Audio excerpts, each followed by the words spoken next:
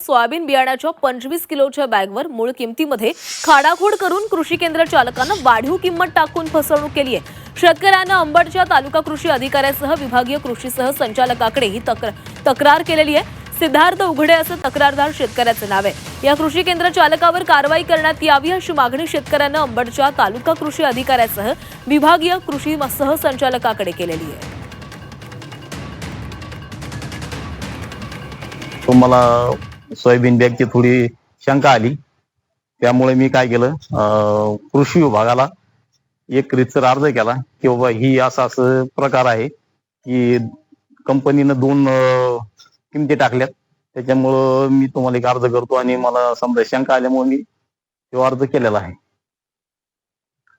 अर्ज करून जवळजवळ 8 दिवस झालेले आहेत, तरी कृषी विभागाकडून मला कुठल्याही प्रकारचा रिस्पॉन्स किंवा माहिती मिळालेली नाही।